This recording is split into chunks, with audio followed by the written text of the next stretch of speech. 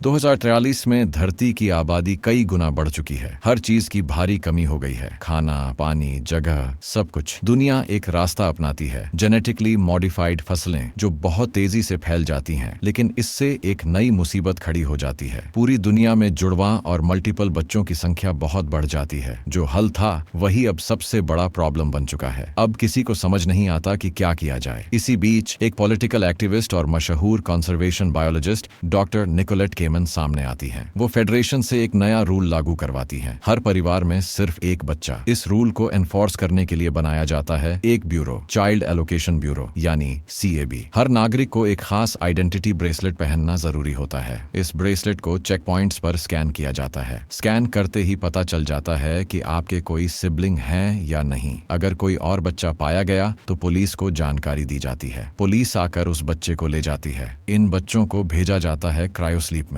लोगों से कहा जाता है कि जब दुनिया की हालत ठीक हो जाएगी तब इन बच्चों को फिर से जगाया जाएगा। उन्हें एक बेटर वर्ल्ड का सपना दिखाया जाता है। उसी साल एक औरत जिसका नाम था कैरन सेटमैन, उसने जन्म दिया 7 जुड़वां बच्चों को, और ये सब जेनेटिकली मॉडिफाइड खाने की वजह से हुआ। कैरन की मौत हो जाती है चाइल्ड बर्थ के दौरान। उन बच्चों के नाना टेरेंस ये बात अथॉरिटीज को नहीं बताते। वो हर एक बच्चे का नाम हफ्ते के दिनों पर रख देते हैं और तय करते हैं कि ये सातों एक सीक्रेट लाइफ जिएंगे, उसी अपार्टमेंट में जो उन्होंने खास तरीके से मॉडिफाई किया है, जिसमें छुपने की जगह भी हैं। टेरेंस उन्हें ट्रेन करते हैं कि सभी कैरन सेटमैन बनकर जिएं। हर बहन को एक दिन मिलता है बाहर जाने का, संडे। बाहर जाती है संडे को, मंडे को मंडे, और ऐसे ही हर कोई। वो सब मिलकर एक ही पहचान को जीती है। जब भी कोई वापस आती है वो बाकी बहनों को बताती है कि उसका दिन कैसा गया, ताकि अगली बहन उसी कहानी को आगे बढ़ा सके। ये रूटीन बहुत जरूरी है एक इंसान होने का इल्यूजन बनाए रखने के लिए। हर बहन के पास एक इलेक्ट्रॉनिक ब्रेसलेट होता है जिसे टेरेंस हैक कर लेते हैं ताकि सब कैरन सेटमैन के नाम से पहचान जाएं। इन ब्रेसलेट्स में GPS भी होता है जिससे उनकी लोकेशन ट्रैक की जा सके। टेरेंस अपार्टमेंट में एक छुपने की जगह भी बना देते हैं इमरजेंसी के लिए। एक सैटरडे को सैटरडे जाती है एक बैलेट कॉन्टेस्ट में, जबकि थर्सडे चुपके से बाहर निकलती है स्केटिंग करने। जब सैटरडे वापस आती है थर्सडे अभी तक नहीं लौटी होती। टेरेंस घबरा जाते हैं। अचानक दरवाजे पर नॉक होता है। सब बहनें छुप जाती हैं सिर्फ सैटरडे को छोड़कर। टेरेंस धीरे से दरवाजा खोलते हैं। सामने होती है घायल थर्सडे। वो गिर गई थी और उसका इंडेक्स फिंगर कट गया था। क्योंकि सभी बहनों को एक जैसा दिखना जरूरी था, इसलिए टेरेंस बहुत दर्द के साथ वही उंगली बाकी सभी बहनों की भी काट देते हैं। 30 साल बाद सभी बहनें अब बड़ी हो चुकी हैं। टेरेंस अब इस दुनिया में नहीं है। हर बहन की अब अपनी अलग पर्सनैलिटी है। मंडे है समझदार और जिम्मेदार। ट्यूसडे है शक करने वाली और वो वीड भी लेती है। वेंसडे है मजबूत और एक फाइटर। थर्सडे है बागी, उसे खुद की आइडेंटिटी चाहिए। फ्राइडे है टेक जीनियस। सैटरडे है मस्तमौला और बेफिक्र। संडे है धार्मिक और सबका ख्याल रखने वाली। एक जैसी दिखने के लिए वो सब विग्स और मेकअप का इस्तेमाल करती हैं। एक मंडे की बात है। उस दिन बाहर जाने की बारी थी मंडे की। वो थोड़ी घबराई हुई थी क्योंकि कैरन को ऑफिस में एक इम्पोर्टेंट प्रेजेंटेशन देना था प्रमोशन के लिए। रास्ते में उसे रोकता है एक CAB एजेंट जिसका नाम था एड्रियन। एड्रियन उसका आइडेंटिटी चेक करता है और कैजुअली उससे बातें करता है। ऑफिस में मंडे की मुलाकात होती है जेरी से। वो भी उसी प्रमोशन के लिए तैयारी कर रहा था। जेरी उसे धमकी देता है अगर वो पीछे नहीं हटी तो वो कैरन का सीक्रेट सबको बता देगा। उसी रात बाकी बहनें मंडे का इंतजार करती हैं, लेकिन वो वापस नहीं आती। वो उसका ब्रेसलेट ट्रैक करने की कोशिश करती हैं, मगर कोई लोकेशन नहीं दिखती। अब सब बहनों को डर लगने लगता है। अगले दिन ट्यूसडे जाती है मंडे बनकर। उसे पता चलता है कि मंडे को प्रमोशन मिल चुका है और वो जेरी से एक बार में मिली थी। लेकिन इससे पहले कि वो और कुछ पता लगा पाए उसे पकड़ लेते हैं CAB एजेंट्स। ट्यूसडे को ले जाया जाता है डॉक्टर केमन के पास। केमन उसे बताती है कि वो सब कुछ जानती है, कि वो सेप्ट्यूप्लेट्स हैं। वो धमकी देती है बाकी बहनें भी बहुत जल्द पकड़ी जाएंगी। फिर आता है जो, एक बेरहम एजेंट, और वो ट्यूसडे को वहां से ले जाता है। घर पर बाकी बहनें घबरा जाती हैं। थोड़ी ही देर में CAB एजेंट्स एक नकली रेटिना स्कैन इस्तेमाल करके उनके अपार्टमेंट में घुस जाते हैं। एक जबरदस्त फाइट शुरू हो जाती है। बहनें किसी तरह एजेंट्स को मार देती हैं, लेकिन उसी दौरान संडे को गोली लगती है और उसकी मौत हो जाती है। बाकी सब बहनें टूट जाती हैं। फ्राइडे उस आंख को एनालाइज करती है जिससे सिस्टम में घुसा गया था और पता चलता है कि वो ट्यूसडे की आंख है। अब सबको शक होता है जेरी पर। वेंसडे जेरी का सामना करती है। जेरी बताता है कि उसे कैरन की असली पहचान के बारे में कुछ नहीं पता। वो बस इतना जानता है कि कैरन ने केमन के कैंपेन को बहुत बड़ी रकम भेजी थी, पर इससे पहले कि वो कुछ और बताए एक स्नाइपर जेरी को गोली मार देता है। वेंसडे भागती है, लेकिन जो उसे घेर लेता है और गोली मारकर खत्म कर देता है। अब अपार्टमेंट में सिर्फ 3 बहनें बची हैं, सैटरडे, फ्राइडे और थर्सडे। तभी दरवाजे पर नॉक होता है। बाहर होता है एड्रियन। सैटरडे उसे नहीं पहचानती, लेकिन धीरे धीरे समझ जाती है कि उसका रिश्ता मंडे से था। अब वो इस मौके का इस्तेमाल इस्तेमाल करने का फैसला करती है इंफॉर्मेशन निकालने के लिए। सैटरडे जाती है एड्रियन के घर। वो खुद को मंडे की तरह पेश करती है। वो चुपचाप अपना ब्रेसलेट एड्रियन के सिस्टम से सिंक कर देती है। इससे फ्राइडे को मौका मिलता है CAB सर्वर को हैक करने का। उन्हें एक फुटेज मिलता है जिसमें मंडे जिंदा है एक होल्डिंग सेल में। सैटरडे अपनी बहनों को बताती है कि मंडे का एड्रियन के साथ रिश्ता था, लेकिन जल्द ही CAB एजेंट्स वहां पहुंच जाते हैं और सैटरडे को उनकी बहनों के सामने ही मार डालते हैं। फिर से उनका अपार्टमेंट पर हमला होता है। फ्राइडे खुद को कुर्बान कर देती है अपार्टमेंट को ब्लास्ट करके, जिससे थर्सडे को भागने का मौका मिल जाए। एड्रियन जब इस धमाके की खबर सुनता है वो वापस लौटता है और थर्सडे से मिलता है। थर्सडे उस पर गुस्सा होती है क्योंकि उसे लगता है कि उसने उन्हें धोखा दिया, लेकिन एड्रियन कुछ नहीं जानता था। उसे सेप्टोप्लेट्स के बारे में कोई अंदाजा नहीं था। अब वो मदद करने के लिए तैयार हो जाता है। वो थर्सडे को एक बॉडी बैग में छिपाकर CAB हेडक्वार्टर्स में ले जाता है। अंदर जाकर थर्सडे एक डरावना वीडियो रिकॉर्ड करती है जिसमें दिखता है कि बच्चों को क्रायो स्लीप में फ्रीज नहीं किया जा रहा, बल्कि उन्हें जिंदा जला दिया जा रहा है। जब ऑफिसर्स क्रायो चेंबर खोलते हैं, थर्सडे एक को मार गिराती है और उसे उसी चैम्बर में लॉक कर देती है। एड्रियन थर्सडे की मदद करता है वहां से निकलने में। उन्हें एक होल्डिंग सेल मिलता है, लेकिन अंदर होती है ट्यूसडे जिसकी एक आंख गायब होती है। वो उसे भी वहां से बचा लेते हैं। उधर थर्सडे मंडे को ढूंढना जारी रखती है। आखिरकार उसे मंडे मिलती है एक रेस्ट रूम में। मंडे जिंदा होती है, लेकिन एक बड़ा सच सामने आता है। मंडे ने अपनी बहनों से गद्दारी की थी। उसने केमन से एक डील कर ली थी, अपनी बहनों की पहचान उजागर कर दी, सिर्फ इसलिए कि उसे आजादी मिल जाए। क्यों? क्योंकि मंडे प्रेग्नेंट है और वो भी ट्विंस के साथ। वो अपने बच्चों को बचाना चाहती थी उस एक बच्चा नीति से। थर्सडे और मंडे के बीच एक भयंकर फाइट होती है। झगड़े के दौरान गलती से मंडे को गोली लग जाती है। अब थर्सडे खुद को मंडे के रूप में तैयार करती है और पहुंचती है केमन के फंड रेजिंग इवेंट में। वहीं दूसरी ओर ट्यूसडे और एड्रियन सिस्टम को हैक करते हैं और वो वीडियो सबके सामने चला देते हैं जिसमें दिखता है कि बच्चों को जिंदा जलाया जा रहा है। पूरा पब्लिक ये देखकर हैरान रह जाता है। केमन को समझ आ जाता है कि सामने जो खड़ी है वो कैरन नहीं बल्कि थर्सडे है। वो गुस्से में थर्सडे पर हमला कर देती है। इसी बीच मंडे, जो जख्मी थी और अब भी जिंदा थी, एक गन लेकर वहां आ जाती है, लेकिन जो ये सोचकर कि मंडे केमन को मार देगी उसे गोली मार देता है। तुरंत एड्रियन जो को गोली मार देता है। भीड़ वहां से भागने लगती है। मंडे आखिरी सांसों में सब कुछ कबूल कर लेती है कि उसने अपने ट्विंस के लिए अपनी बहनों को धोखा दिया। थोड़ी ही देर में मंडे की मौत हो जाती है। आखिर में वन चाइल्ड पॉलिसी को खत्म कर दिया जाता है। केमन को मौत की सजा सुनाई जाती है। थर्सडे, ट्यूसडे और एड्रियन ये तीनों जिंदा बच जाते हैं। एड्रियन और मंडे के जुड़वां बच्चे आर्टिफिशियल वोम्ब में बड़े हो रहे हैं। आखिरी सीन में दिखाया जाता है सैकड़ों बच्चे एक नर्सरी में हैं, जहां नर्सेज उनका ख्याल रख रहे हैं। और यही थी कहानी व्हाट हैपेंड टू मंडे की। एक माँ, 7 बहनें और एक ऐसी दुनिया जहां जीने के लिए अपनी पहचान तक छुपानी पड़ी। अगर आपको ये कहानी पसंद आई हो तो वीडियो को लाइक करें। ऐसी और भी दिलचस्प कहानियों के लिए सब्सक्राइब जरूर करें और बेल आइकॉन दबाना ना भूलें, ताकि अगली बार जब हम कहानी सुनाएं तो आप सबसे पहले सुने। धन्यवाद। मिलते हैं अगली रहस्यमयी कहानी में।